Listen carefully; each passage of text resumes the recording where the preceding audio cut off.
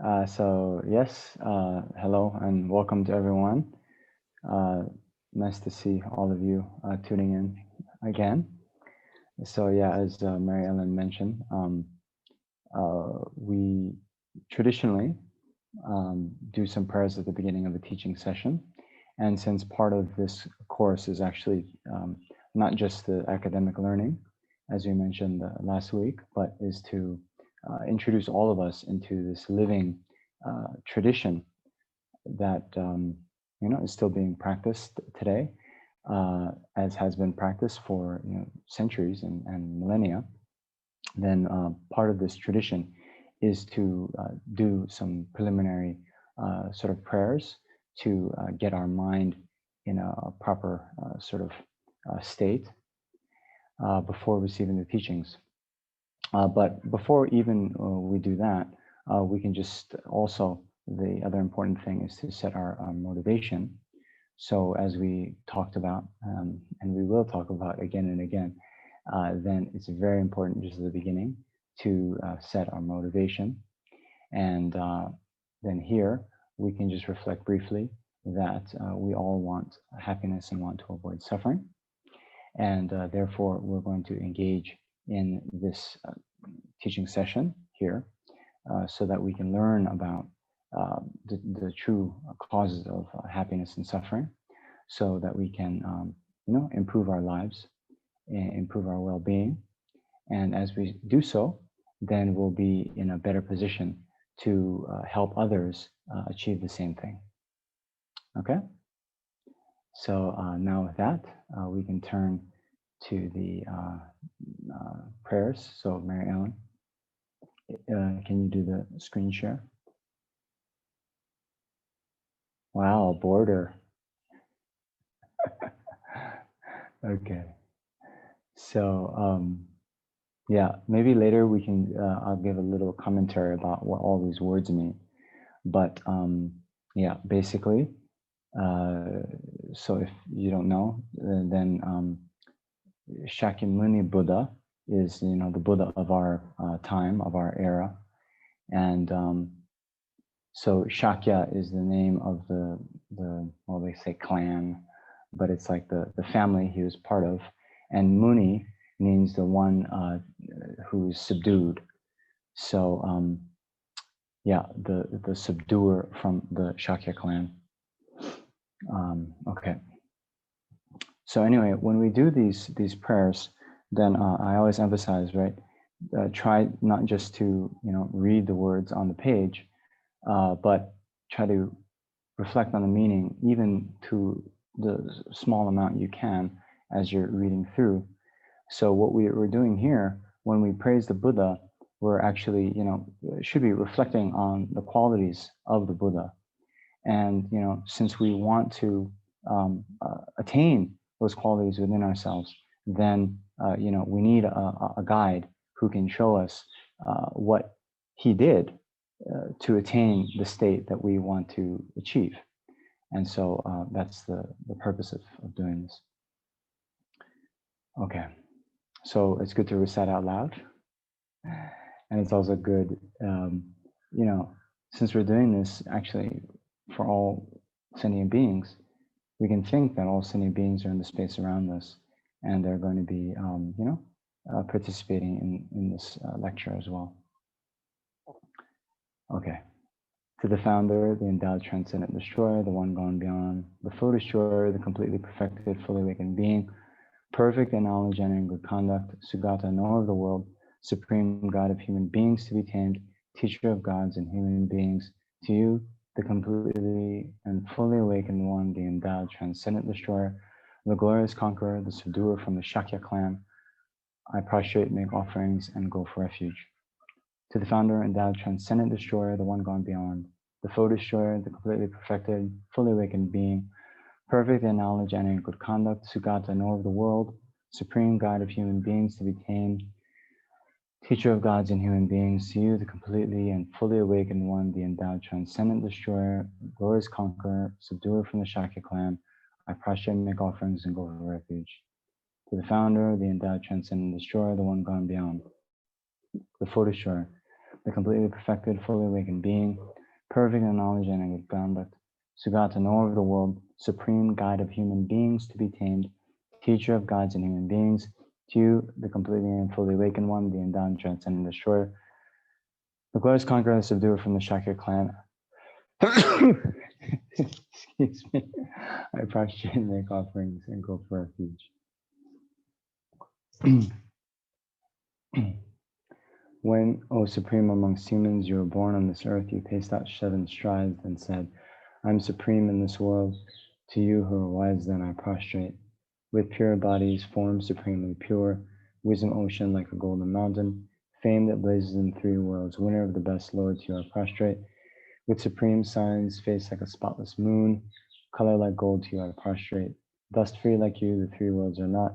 Incomparably wise one, to you I prostrate. The Savior having great compassion, the Founder having all understanding, the field of merit with qualities like a vast ocean. To you, the one gone to thusness, I prostrate. The purity that frees one from attachment, the virtue that frees one from the lower realms, the one path, sublime, pure reality, to the Dharma that pacifies, I prostrate. To those who are liberated and also who show the path to liberation, the holy field qualified with realizations who are devoted to the moral precepts, to you, the sublime community intending virtue, I prostrate. Homage to the Supreme Buddha, homage to the Dharma refuge, homage to the great Sangha, to all 3 ever devout homage, to all worthy of respect, bowing with as many bodies as all atoms, realms, and all aspects with supreme faith, I pay homage. Do not commit any non-virtuous actions, perform only perfect virtuous actions, subdue your mind thoroughly. This is the teaching of the Buddha. A star, a visual aberration, a flame of a lamp, an illusion, a drop of dew or a bubble, a dream, a flash of lightning, a cloud. See conditioned things as such. Through these merits may sentient beings attain the rank of all seeing, subdue the fall of faults, and be delivered from Samsara's ocean, perturbed by the waves of aging, sickness, and death. Okay, and then, yeah, this one stanza on refuge and bodhicitta. I go for refuge until I'm enlightened to the Buddha, the Dharma, and the Supreme Assembly. By my merits I create through listening to the Dharma. May I become a Buddha in order to benefit all sentient beings. I go for refuge until I'm enlightened to the Buddha, Dharma, and the Supreme Assembly. By the merits I create through listening to the Dharma, may I become a Buddha in order to benefit all sentient beings. I go for refuge until I'm enlightened to the Buddha, Dharma, and the Supreme Assembly. By the merits I create through listening to the Dharma, may I become a Buddha in order to benefit all sentient beings.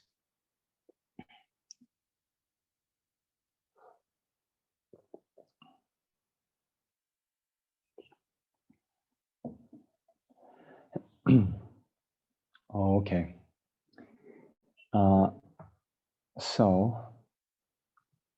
One thing just to mention at the beginning of the session. So there's a bit of good news coming out of Sera. I don't know if some of you have been following, but you know, Sera Monastery, which is where I'm staying in South India, we've actually had quite a COVID outbreak, and yeah, although we have been on lockdown, there has been a kind of alarming number of cases that wasn't going down despite the lockdown. And I think many of you know the situation in India is also quite dire. Anyway, the good news is Sarah somehow has procured vaccines for all the monks.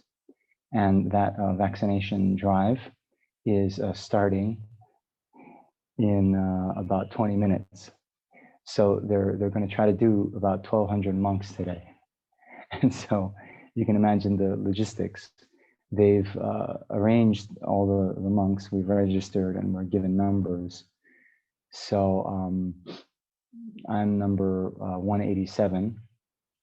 And before they get to them, they're going to do the essential workers, okay? They said they're going to start at 8, but if any of you have traveled in India, then you know, right? It's they say Indian time, right? There's Indian Standard Time, and then there's Indian time.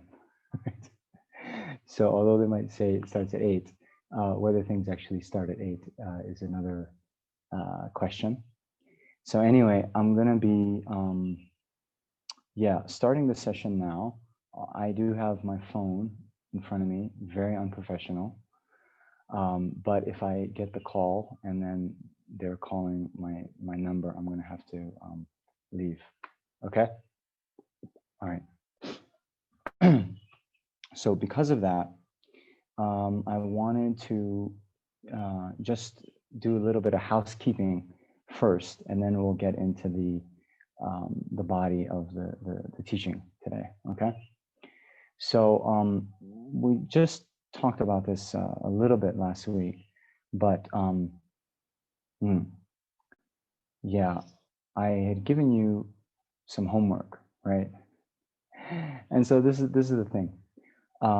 Like as we motivated at the beginning of this session, at the beginning of the course, we're trying to achieve lasting happiness and be free of suffering.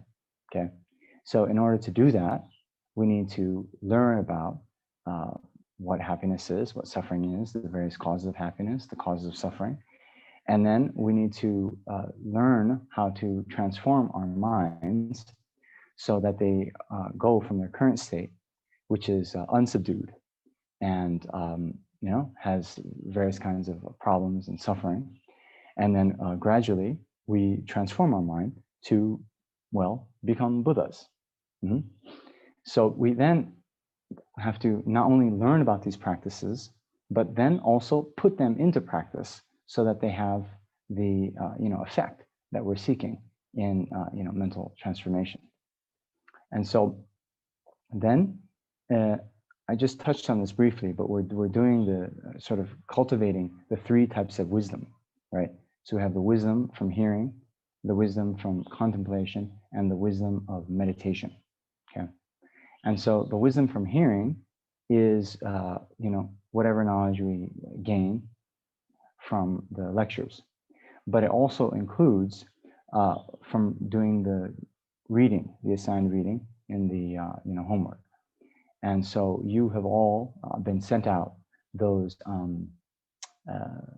PDFs, right? There's the 2 books by Lama Yeshe, there's the passages from the Wish Fulfilling Golden Sun, and then there's a little PDF packet with shorter sort of articles, okay? All right, so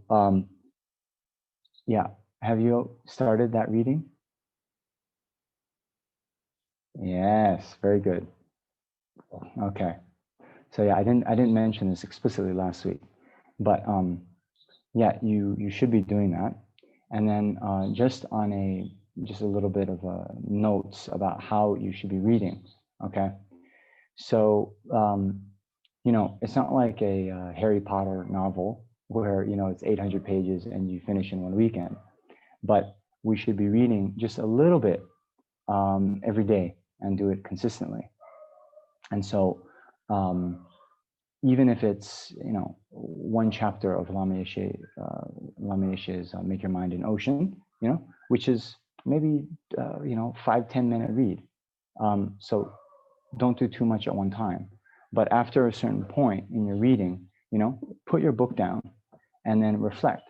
Okay, what did I just read? What were the points being made? And this is what we were talking about with the wisdom of contemplation, right?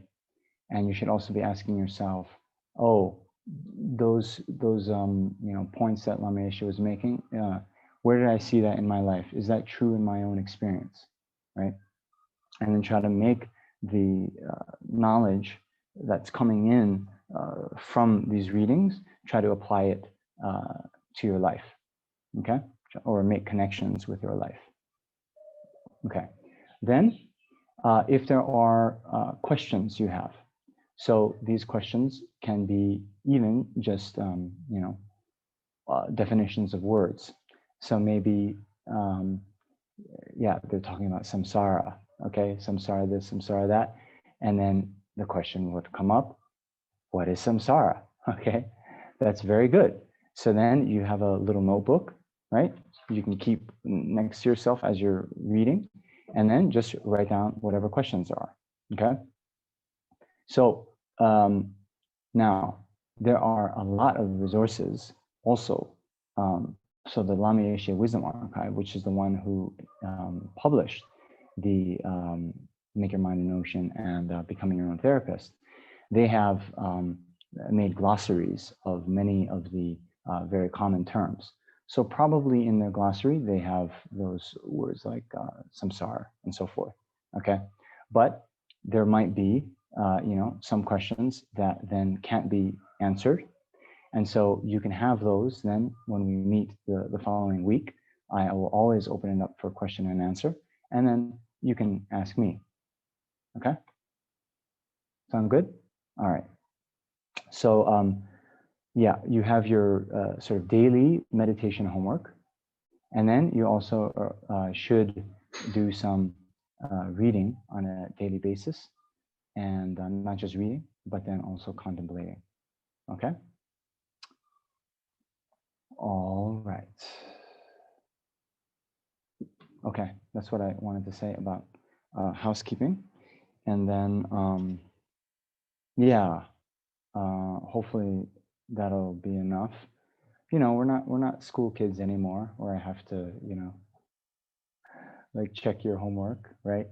But this is the thing, you've all come out of your own free will. You want to enact some kind of positive change in your life. So, it's going to require effort on all of your parts, right? But yeah, what's the alternative?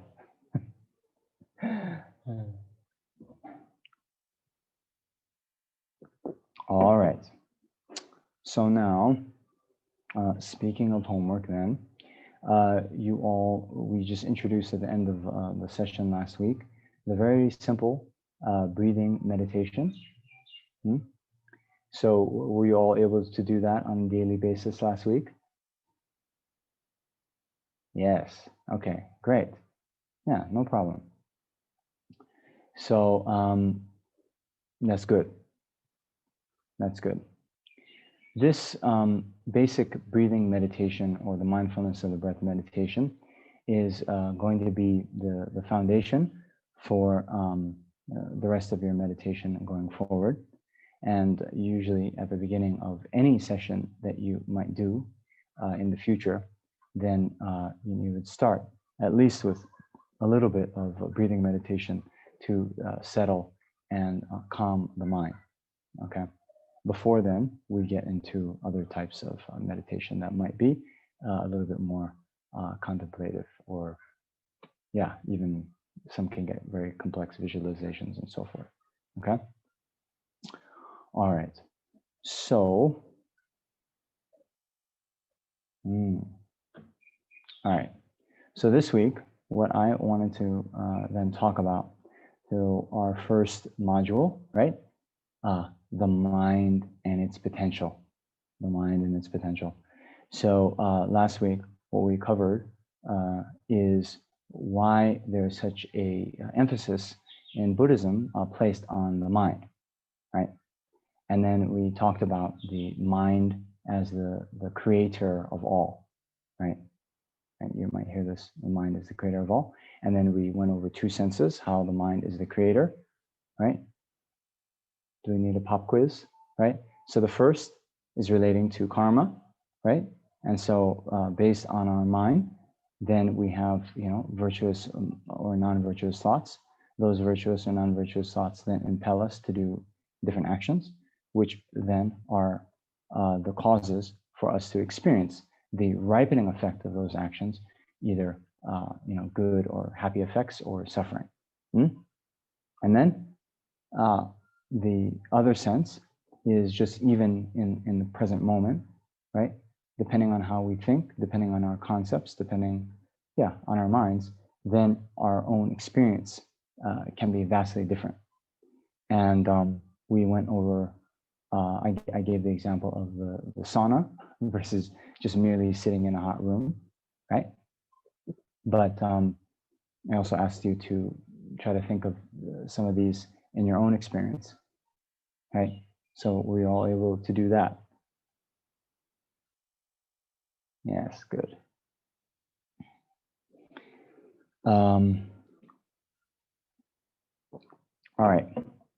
So in general, that's why the mind is so much emphasized within Buddhism, because the mind creates our experience. And then we were talking about how, actually, I don't see him here this week, but our friend from Israel, then he asked the very good question. Well, what do you mean by happiness? What do you mean by suffering? And I sort of demurred and said, well, that's kind of the basis of what we're going to be covering over the next 14 modules.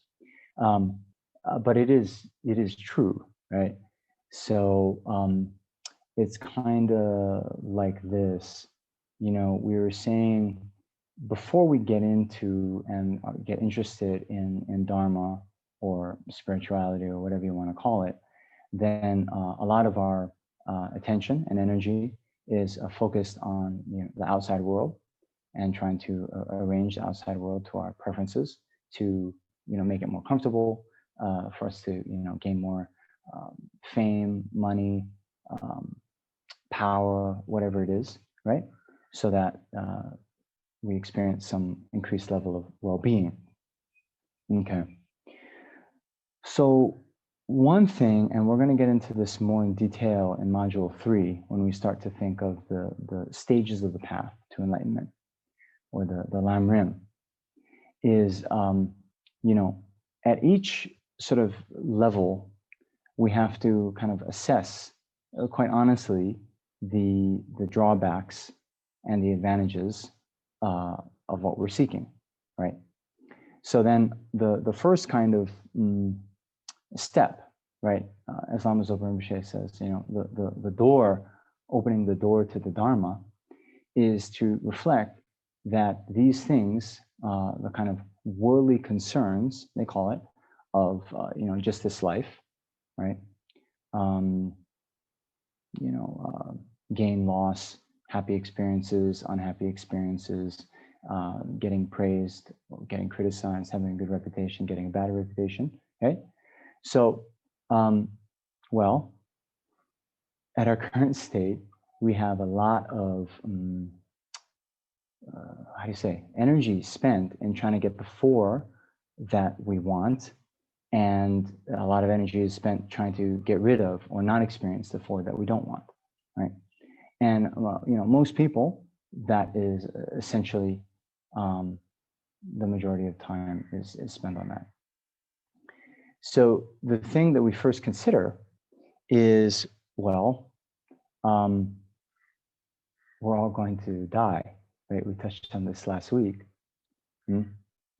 And here, within the Buddhist cosmology, the mind, right, is immaterial, right? It's beginningless, and it is also endless or eternal. So in this life, yes, we have a mind. Every moment, we have some experience, right? We'll get into more what the mind is, but we have this experience. And this mind has different levels of subtlety or grossness. And, on one spectrum, we have, conceptual thoughts. We have, our sense consciousnesses, which are dependent on, forms outside that I can see or sounds that I can hear. But then we have, less gross or more subtle levels of mind, which would even include like dreaming, for example, where we can have a whole level of experiences that don't depend on, an outside, form appearing to us. We just have these kind of internal mental projections. And then even more subtle than that is the consciousness that still continues at the deep sleep level, right? Where, we're no longer dreaming, right? So anyway, in the Buddhist worldview, so this, the very, very, very subtlemost level of mind is what continues on from life to life. And whereas our sense consciousnesses, they, will get, they call it absorbed toward the time of death, and they don't actually continue to our next life. And then those of you, without getting into too much detail, but those of you who have studied a bit before, then you'll know there are these three sort of realms. There's the desire realm, which we're all in. And then there's the form realm and the formless realm. So basically, the formless realm, the beings there, they don't take a gross, a corporeal form like we have, right? They just have their mental consciousness that abides in a kind of samadhi for a very long time. So, I'm saying this now just because we were saying the sense consciousness does not continue on to the next life. But you could think, oh, wait a minute, but if I'm reborn a human, I'll have a sense consciousness again. Yes, that's true. But in between those two lives, right, you also, we have this, what they call the bardo being, or the intermediate state being. Some of you, yes, you've heard of this before. So in between the two rebirths, then there is this intermediate state being, which does not have a gross physical form like this. It does have some sort of form, but that kind of form, I wonder, it's kind of like maybe a ghost, right? Because it can go through walls. It's not impeded by our, the obstructive contact of walls. It can travel, I think very, very quickly, right? And it's just not impeded by a physical body like this. Okay. Anyway, since within the Buddhist thought, okay, there is a, this concept of past and future lives, okay, compared to whatever happiness we might attain in this life, okay, as they say, you can't take it with you, okay? So any wealth we achieve or accumulate, it doesn't go with us to our next life. Whatever kind of good reputation, however many friends we have, then all of those things we get separated from at the time of our death, okay? And so, but we go on to the next life, okay? So what happens to us after we die, okay, that actually has no, how do you say, time limit to it, right? Whereas our current life now, well, maybe, I don't know who's the youngest among us, but maybe we have 50 years max left, yeah? And that even is not a guarantee, right? Definitely in 60 years, everyone on the Zoom call will be dead. Okay? Yeah. Sorry. Okay? So whatever kind of things we're doing just for the happiness and well-being of this life, maximum that benefit we enjoy is going to last 60 years. But what's infinitely more important is what happens after we die. Okay? So that, fundamental orientation shifting from so, caught up and concerned about what's going on in this life to caring more about our future lives is what they call, opening the door to our Dharma practice, okay? Then, that's not all, because then we still have to think, right? I'm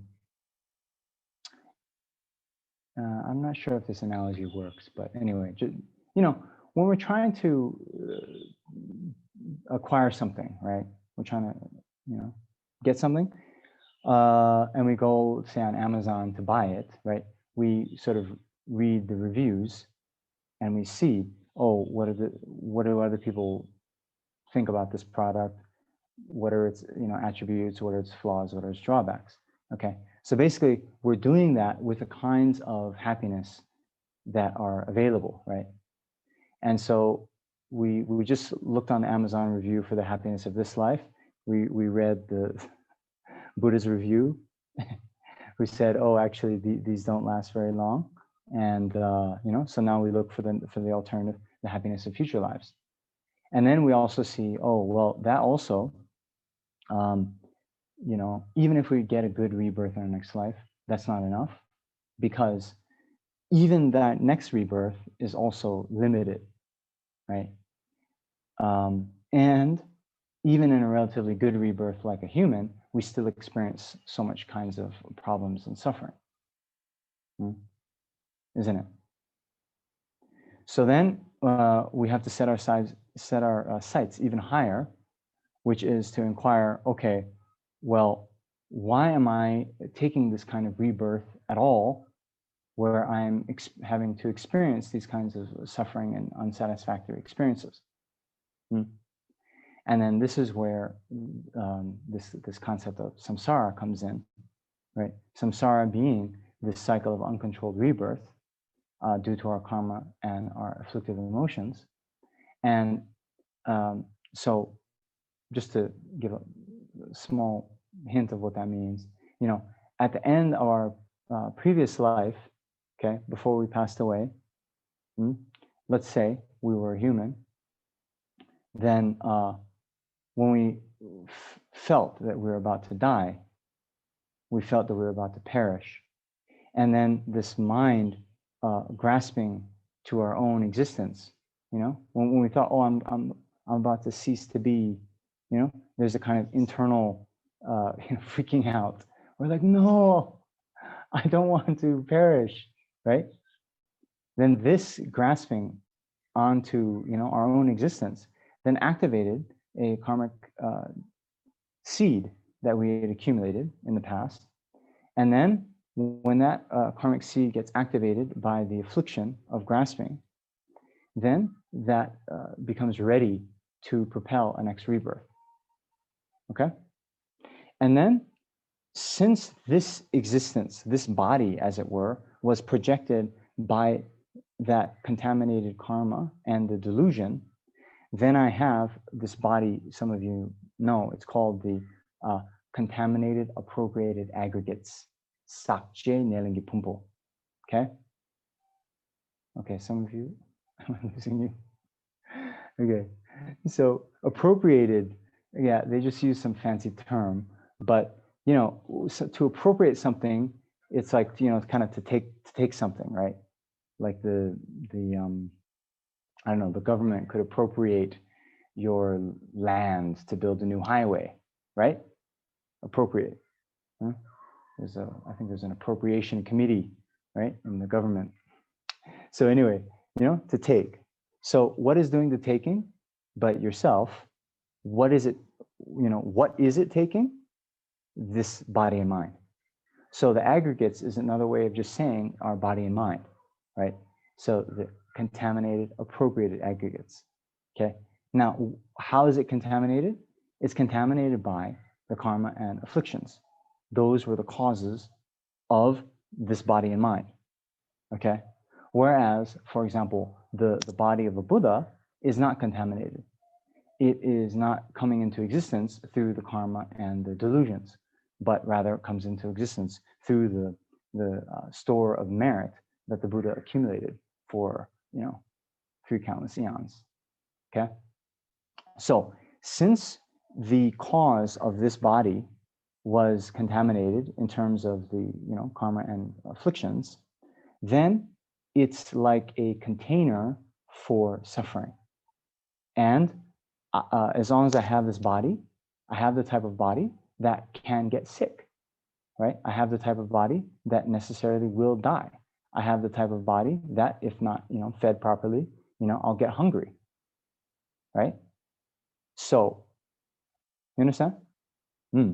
So because I've, I, and maybe some of you, if you're not a Buddha, have this kind of, body and mind that is, contaminated by previous karma and delusion, then you're bound to experience one kind of suffering or another. Okay.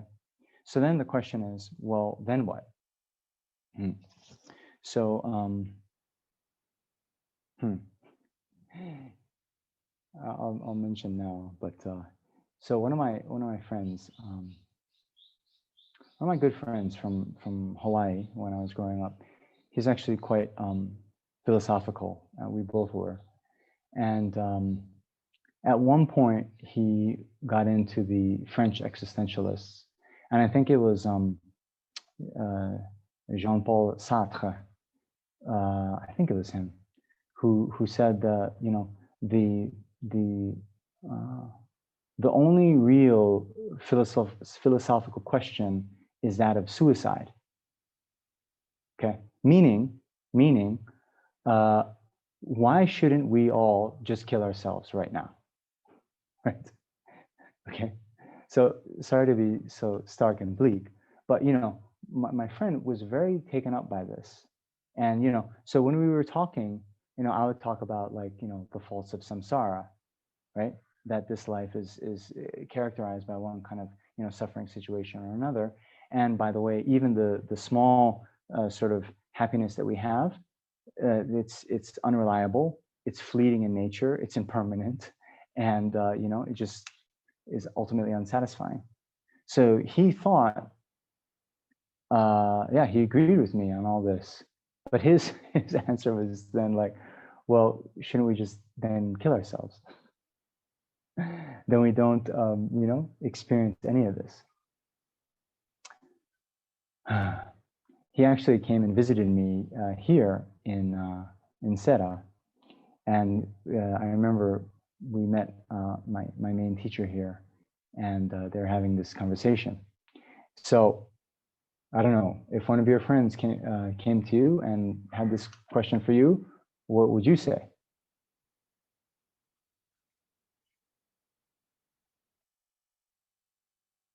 Okay, so the point is,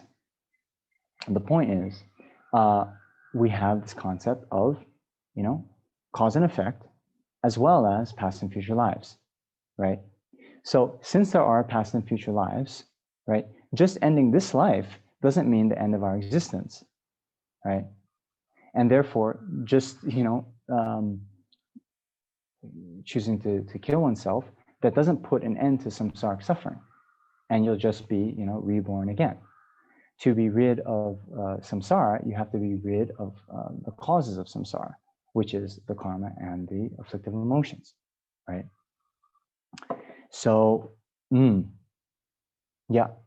So that's then why I said to our friend last week, this maxim, right?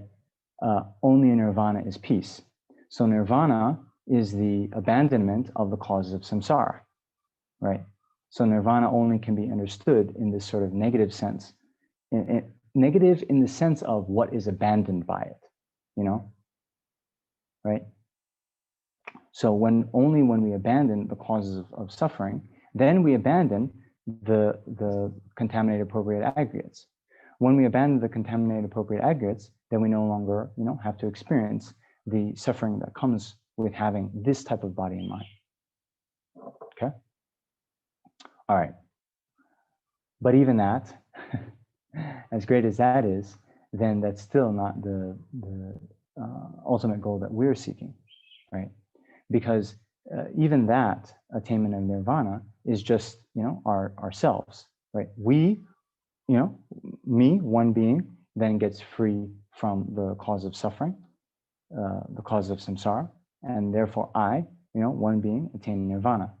But all the rest of the living beings out there, then they would still be suffering, as it were, in samsara. So then when we get to the Mahayana path, then we're going to be considering, well, why should we care that other sentient beings are suffering? Why is it not sufficient for ourselves to just gain, liberation, personal liberation, and then, we still wish other people well, and say good luck with liberation and nirvana, but it's not really my problem, not really my business. So let's all just take care of ourselves, and that's good enough. So we'll get into that more about compassion, why we should care, why we should cherish others, and not only that, why we should take the responsibility ourselves to help others as much as we can, and actually set as our goal this state of enlightenment, not just nirvana, enlightenment, which is not only the abandonment of the causes of samsara, but is also the complete development of all the good qualities of the mind, to the point where we become Buddha ourselves. And the Buddha is, the awakened one, the enlightened one, who actually is omniscient. And the great benefit of omniscience isn't so you can, choose the right lottery numbers, right? But it's so you can see the disposition, the mental state of all the living beings that you're now trying to lead to enlightenment. And because you can see their level of mind, you perfectly guide them. You give them the exact teaching or the exact instruction that they need to develop their mind in the best way, at a given time, at a given place, given their current state. Until you reach that level of omniscience, then you'll make mistakes in how you're helping people. And I think many of us know, we've tried to help someone with a good motivation, and it didn't turn out how we thought it would, right? Yeah. So we're not Buddhas. Okay. So now, that's just a little bit of an overview of the bigger project that's going on here. So now, since it all goes back to the mind, okay? Because when we say the mind is the creator of all, our mind and the Buddha's mind. Okay, let's put it this way. So one thing we should always keep in mind: the Buddha was not always Buddha, right? So many eons ago, then the Buddha was just like us, with suffering, with confusion, with problems, right? And then through practicing, through going through a set of training and development, then the Buddha achieved that state of enlightenment, and then taught those same practices and techniques that we can now follow. Okay, but the essential nature of our mind is not stained, or it's not obscured inherently or intrinsically, right? So I think I talked about this a little bit, just touched on this concept of Buddha nature, right? But Buddha nature is this potential that we all have to achieve enlightenment. And why we all have Buddha nature is because we have a mind that's not enlightened. Okay? You understand? So the fundamental reason, right? Why is it possible for us to be enlightened? Because we're not enlightened. Right? Yeah. We have a mind. So everyone who has a mind, even the mosquitoes, the ants, even the I don't know, the terrorists we see on TV, no matter how how much we say, oh, that person is so horrible, we all have this Buddha nature, just from the mere fact that we have a mind. And this point I was making about those faults of the mind not being intrinsically present in the mind means that they can be removed, right?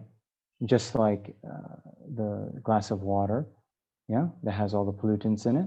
Those pollutants can be removed and leave the pristine water left, right? So similarly, through a process, through these various meditations, various practices, then we also remove all the impurities and faults of our mind and leave the pristine awareness of a Buddha. Okay, so whether it is samsara or nirvana, getting reborn in the hells, getting reborn in the Pure Land of the Buddha, right? Enlightenment or our current state of confusion, it all is depending on what we do with our minds. And so, that's why the first module is the mind and its potential. Okay, we talk about and actually there's a great one of the texts that we study here, the Abhisamaya Alamkara. It actually forms 7 years of our studies here. But in that text, the first topic that's given is the enlightened mind, the omniscient mind. And in the commentaries, they ask, oh, why are they talking about the omniscient mind first? That seems so far away. But the commentaries say, well, if you talk about the potential and the great benefits of something, right, that you're able to achieve, then that inspires the students. It makes them develop a real sense of yearning and aspiration to achieve that high goal, seeing the benefits of the end point, right? So similarly here, when we see the great potential that our lives have, just from the fact of being born with a mind, and not just a mind, right? So we said that yes, the mosquitoes and cows, whatever, they can achieve enlightenment. They will achieve enlightenment, but actually in this life, they're not going to make very much progress, right? Because to make progress along the path to enlightenment, we have to perform these various practices that we're going to be learning. We have to engage in some training, some development, some techniques that will help to purify and develop the mind. Ooh. Okay, sorry, a window came up. Okay, right? And in order to do that, yikes. Okay, is my camera on? Okay, sorry. My antivirus thing came up. Sorry, anti-computer virus, not, yeah, anyway. Okay. What is it? You're good. Okay. But now I've lost my train of thought. Oh, yeah. So since you have to engage in these, training and practices, then, the mosquitoes, the cows, so forth, they actually, they could attend these lectures. They could, hear every word I'm saying, and you tell them, recite Om Mani Padme Hum, or even do some simple practice, and they wouldn't be able to understand. And because of that, although they have the Buddha nature, the potential to be enlightened, actually to awaken that potential, to to make progress along the path to achieving the ultimate goal, one needs not just a mind, but a very special kind of rebirth, whereby we can make progress along the path to enlightenment. And so that kind of rebirth is what we call the precious human rebirth. And so we'll get into that, maybe next week or sometime.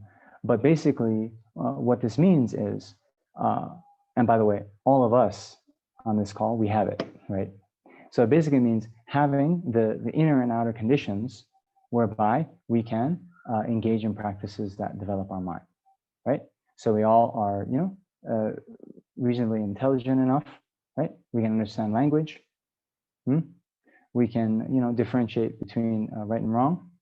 We have enough sort of free time that we can, take an hour out of our schedule to attend, Zoom lectures. We have enough time in our schedule to, meditate for some amount of time in a day, to read books, to, do these things. So we're very, very, very, very fortunate. And also, probably most important, is we have some interest in doing such a thing, right?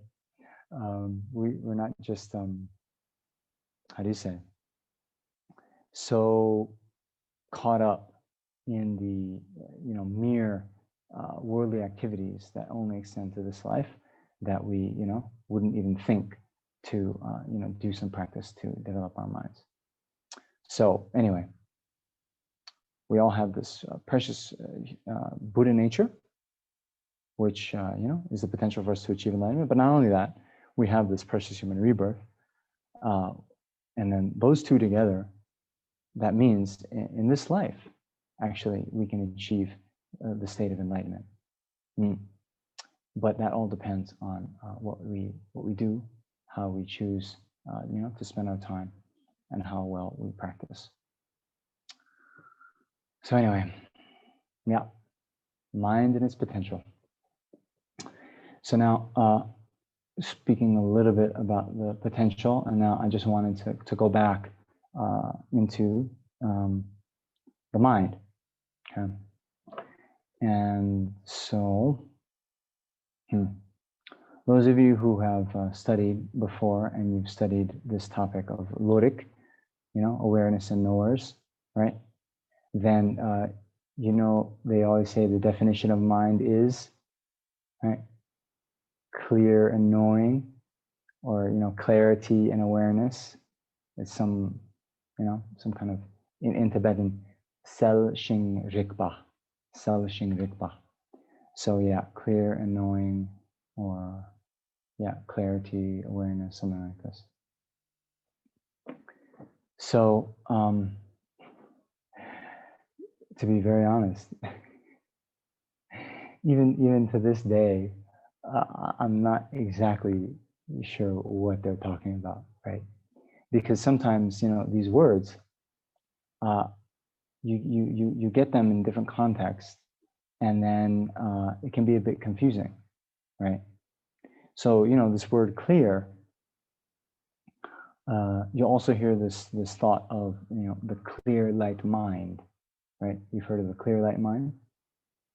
And so then they use the same word, sel, right? Which means clear. And then you're like, oh, does that mean the mind is clear light? And then, there's actually a text by Dharmakirti, the Pramanavartika, the main text on knowledge and logic, epistemology. And in that text, there's a statement that says, the mind is clear light.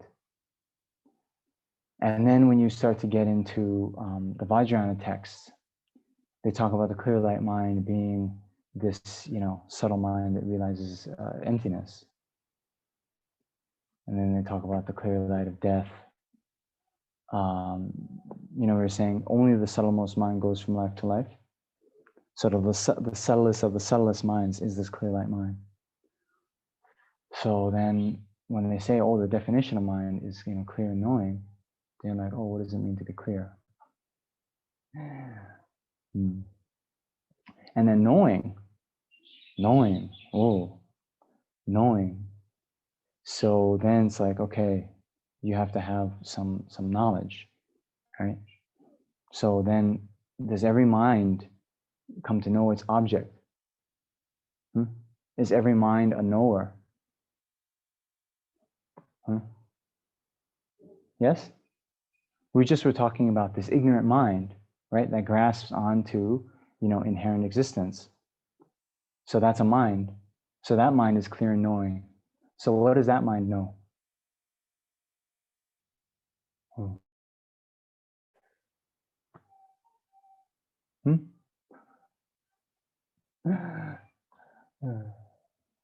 Okay. All right. These are good things to think about. if this were a normal class and you all were here at Sera and we're engaging in debate, then usually the teachers and the lecturers we have, they don't sort of spoon feed the answers, but they set out these doubts, they set out these questions, and then it's our job to go to debate and trying to come up with a coherent answer that can satisfy some of these doubts. So anyway, something good to think about.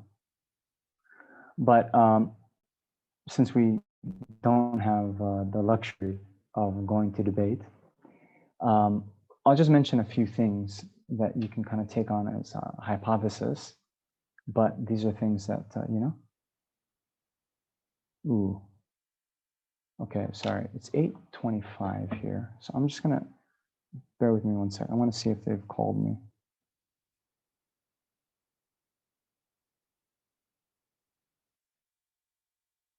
Okay, one second. I have 2 messages from my house.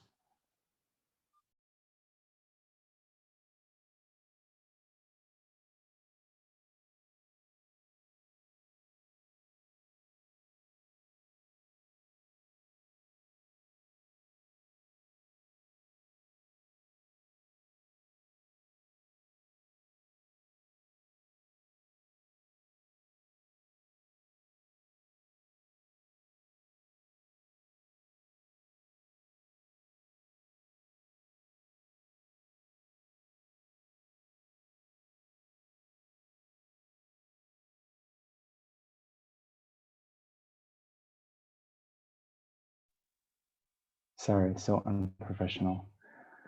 But anyway, yeah, I'm not called yet. There was 2 messages, but they just were like, we'll call you when we're ready, but make sure you have all these things. Anyway, okay.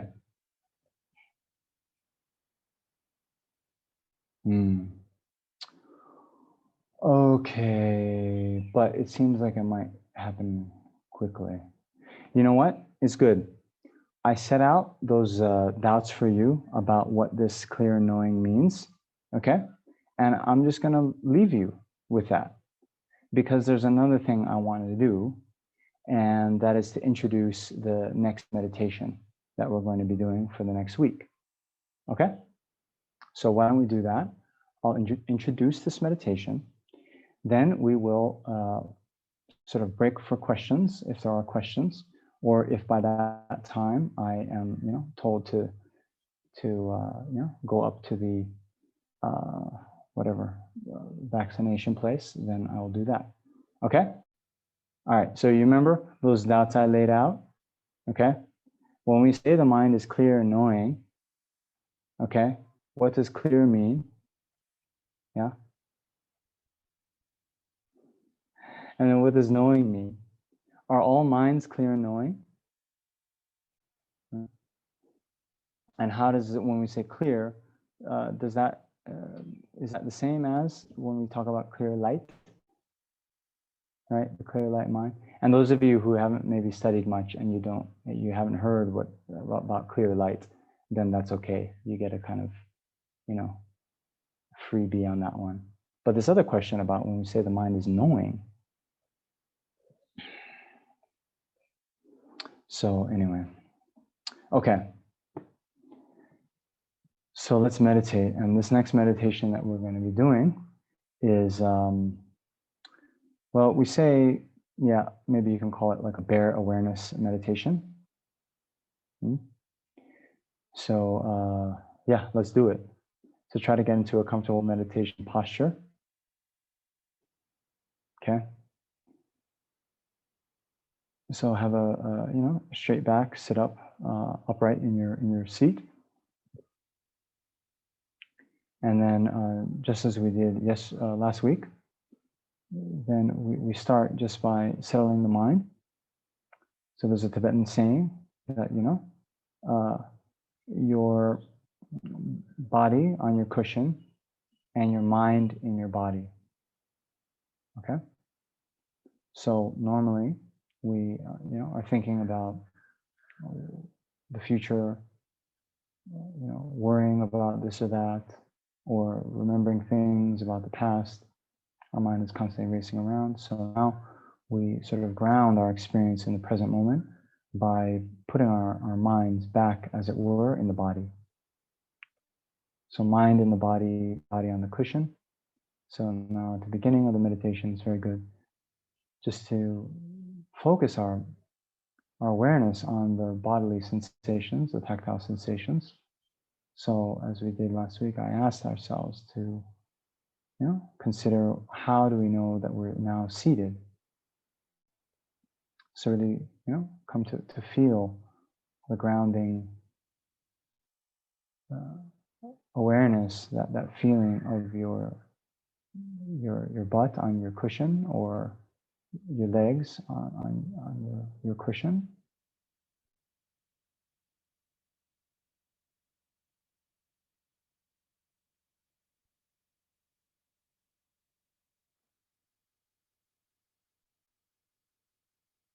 We get this real, sense that we're now seated. We're now seated as opposed to standing or walking or even lying down.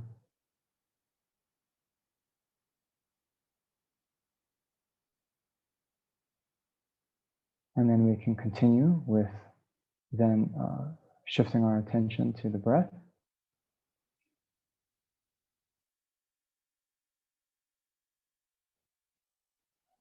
So now here, as we breathe in and out, just working with that natural breath for now, just very effortlessly natural breath. As we breathe in, we might feel the abdomen expanding.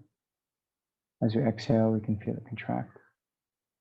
Or you might feel it in your chest, your rib cage expanding, contracting. Or you could even feel it in the nostril area. So wherever those sensations are manifesting most clearly, most pronounced to you, then just place your mind's awareness there.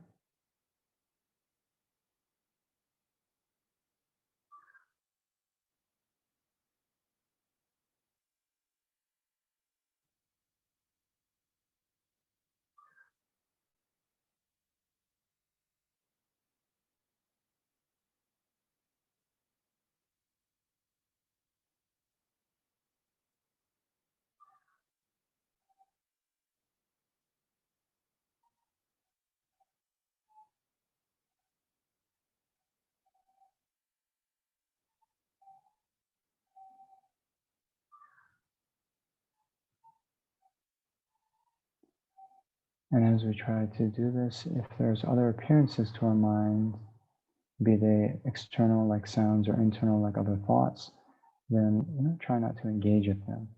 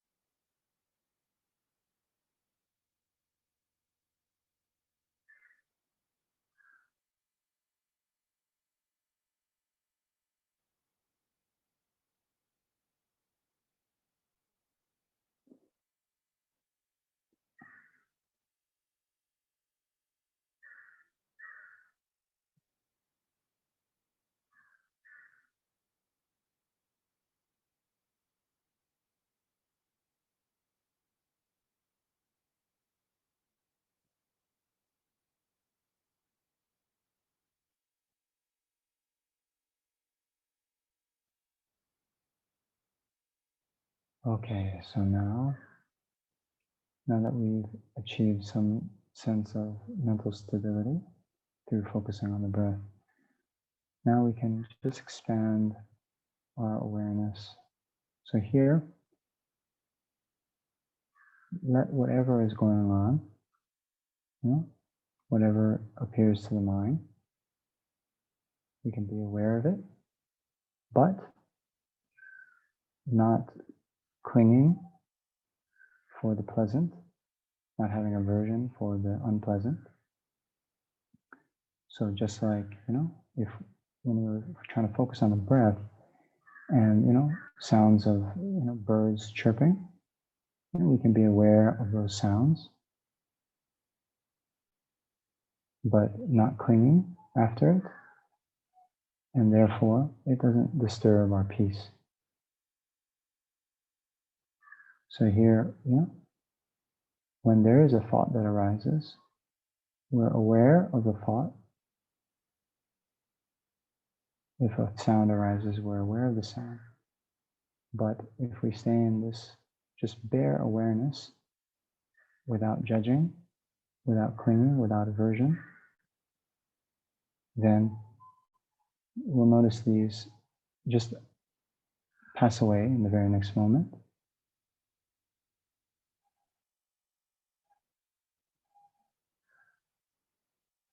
So now just, if there is no other particular awareness, you can stay focused on those sensations of the breath, but open up that awareness to include the different types of consciousness you have. And when there's other appearances, just try to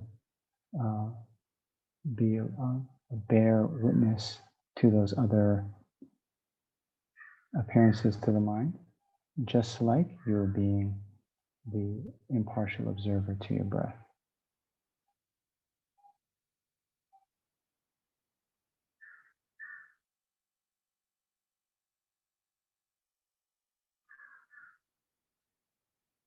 And we'll do this for 5 more minutes.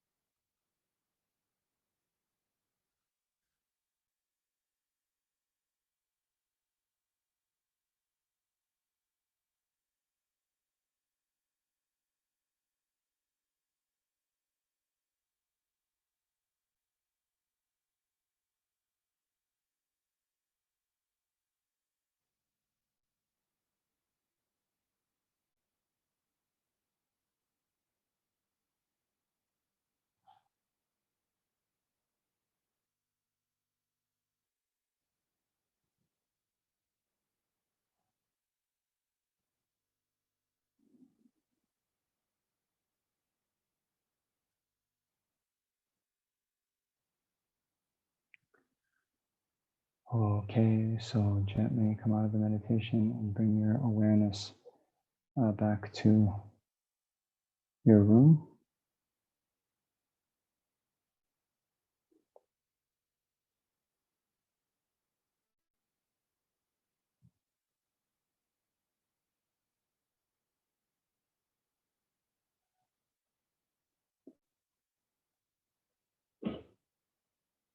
All right.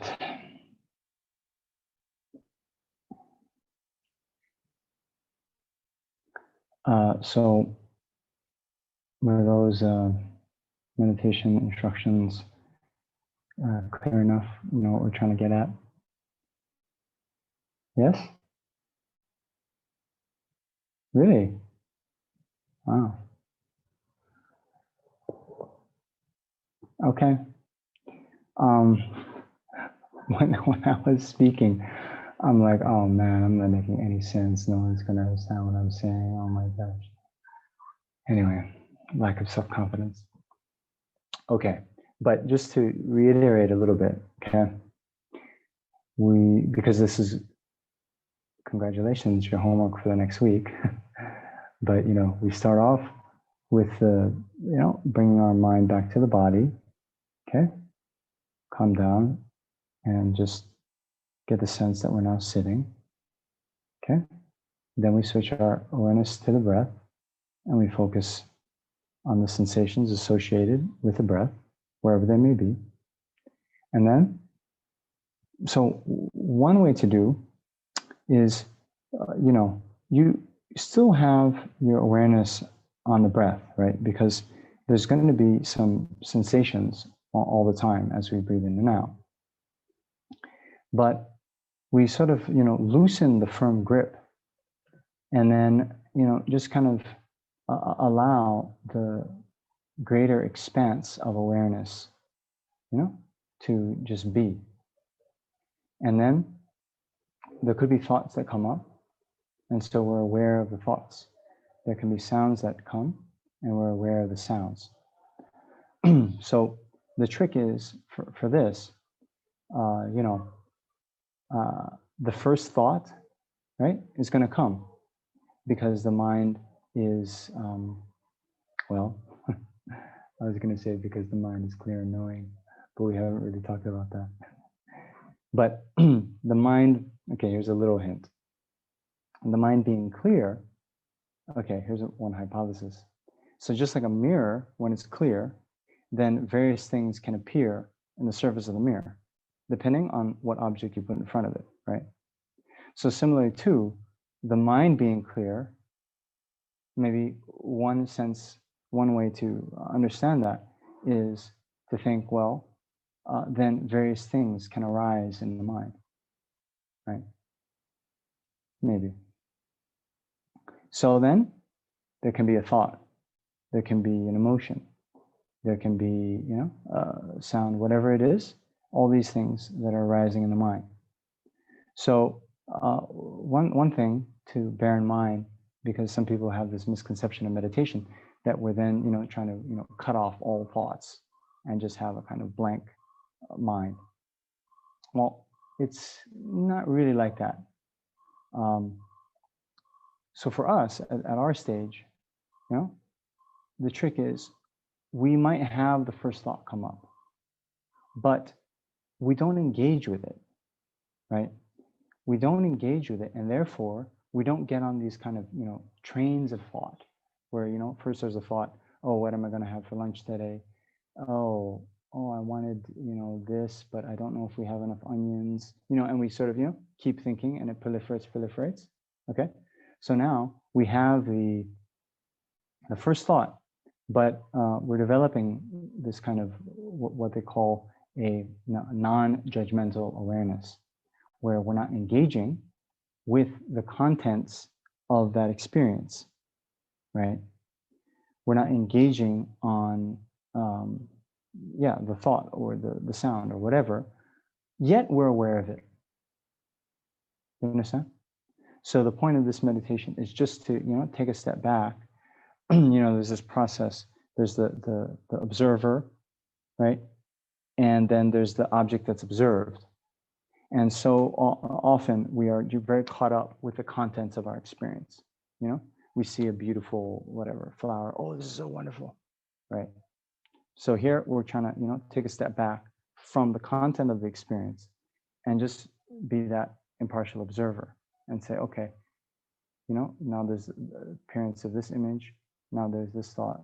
Now there's that. And just have that, kind of bare awareness. Yeah. Bare means, as opposed to the awareness of a flower. Oh, that's such a beautiful flower. Oh, I need to have that flower. Oh, can I get a dozen flowers? Oh, then I'll give it to, my partner, and they'll be, happy with me. No conceptual proliferation like that. Just bare awareness. Okay? All right. Then as we do that, then this question, what is the nature of the mind, right? Yeah, they say clear and knowing, but what is it for you? What can you notice among all your various experiences, whether it be the mental consciousness that's thinking in conceptual thought, or the ear consciousness, or the eye consciousness? What do all of those have in common, right? Because they're all supposedly clear and knowing. So what is this thread that runs through all of that? That's something to sort of investigate. Okay. All right. So yeah, that's what I wanted to cover. And now we can open up for questions. How long are we supposed to do this bare awareness meditation for every day?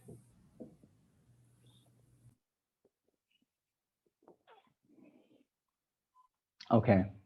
So just like last week, we're starting very modest. So I wasn't prescriptive. You must like punch a time clock or time card. But last week I said, okay, just do something you can commit to. Okay. And all of you did that. So congratulations. But if we think, maybe some of you said, I'll do 1 minute a day. If we continue with 1 minute a day, we're not going to be enlightened for a very, very long time. So now we try to increase a little bit.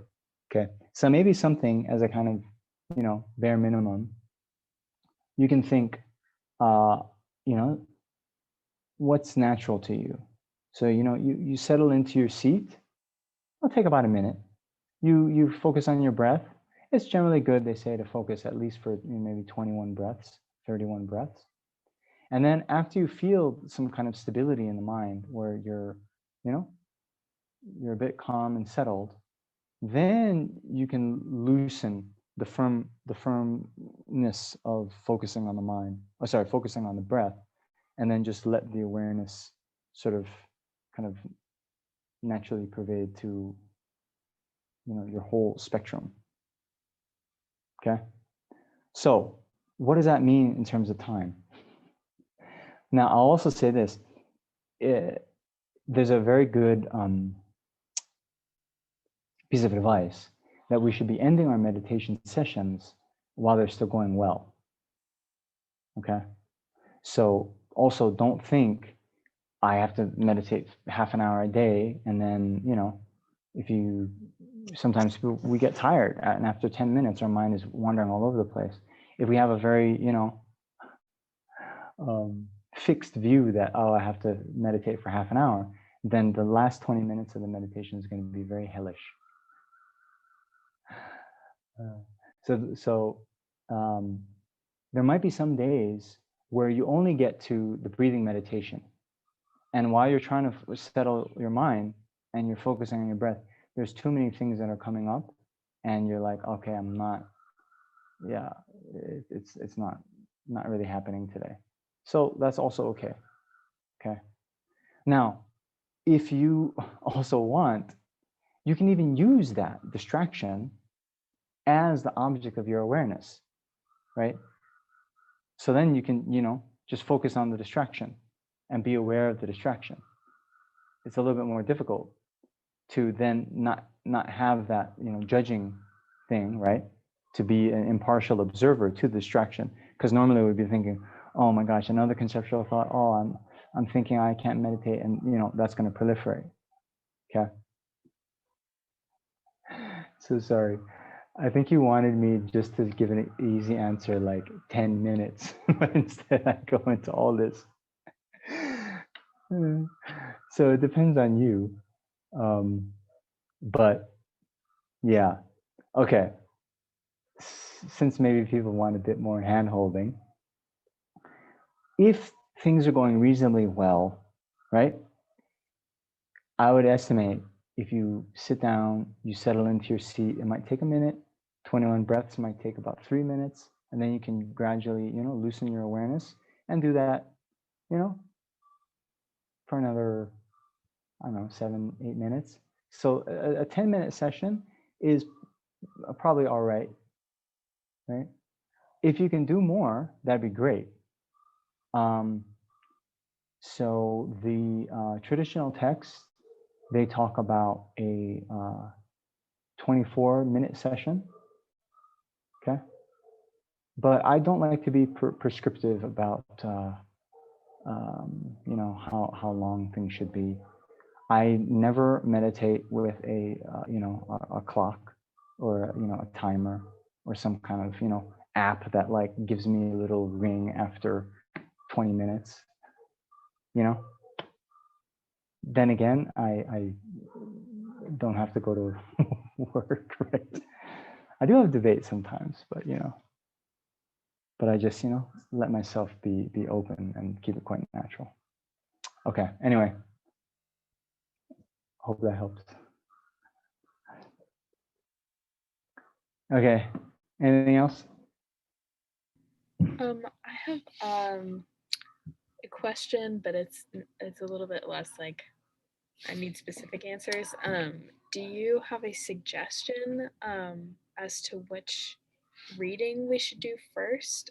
Because they seem like all substantial books, or should we kind of be meandering through them all at the same time?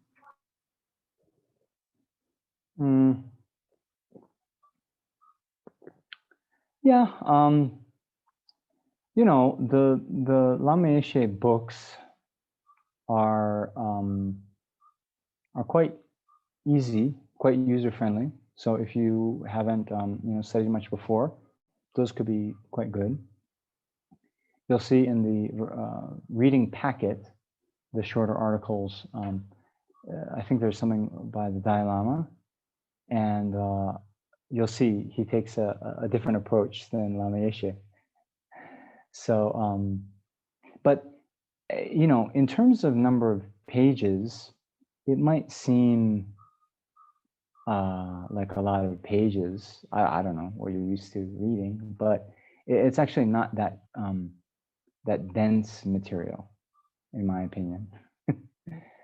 So,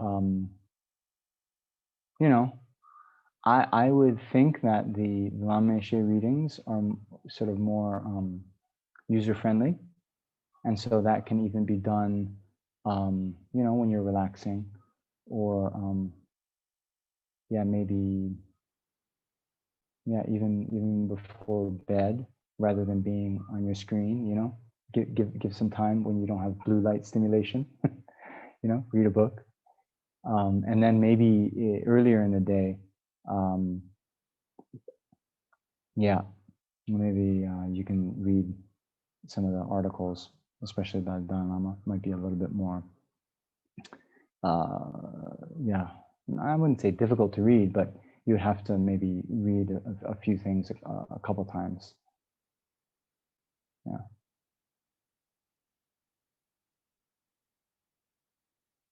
Okay, any other questions?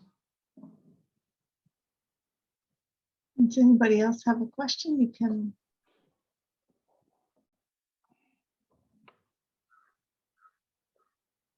Wow. I think we're good.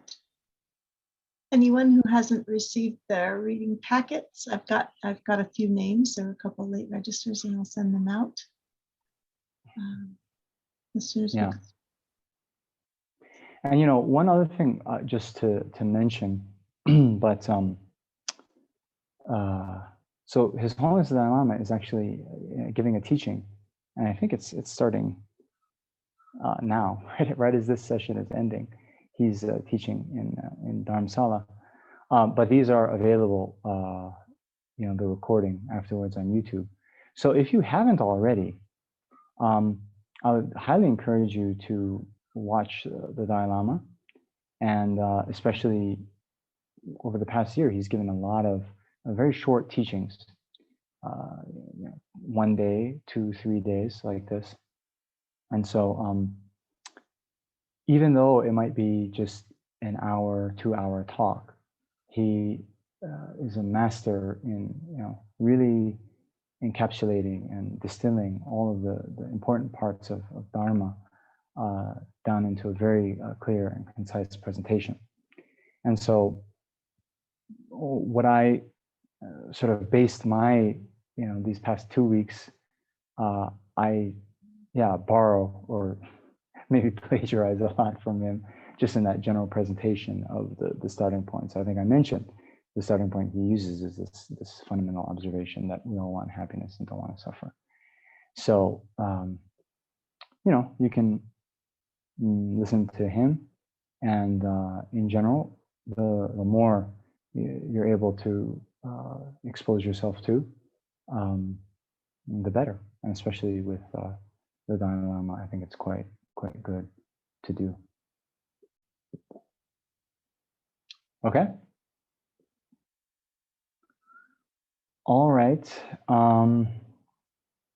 So, and then another question that I had for all of you is, just based on the kind of meditation instructions that I've been giving, you feel confident that you can do your meditation practice by yourself, or you need more people? Yeah. Okay. Some people, they want like a guided meditation, and they want to like listen to someone give instructions. No? Okay. So good. All right. So maybe we can leave it at that then. And we will see you all next week. So before we get going, then we can just do a brief dedication of the merit. So again, please think that due to this merit or positive energy that we've created in our time here today, then may all beings quickly be freed of all their suffering and attain the state of awakening, full enlightenment, as quickly as possible. Okay, we can keep it simple. So thank you very much to all of you, and see you next week. Very Okay. good. Thank you very much. No. Bye. Good luck with your talk. Thank you, Venerable. Thank you. Thank you. Thank you. Thank you. Okay. Thank you so much. Okay. Thank you, Venerable. Welcome. Bye-bye. Bye-bye. Thank you, Mary Ellen.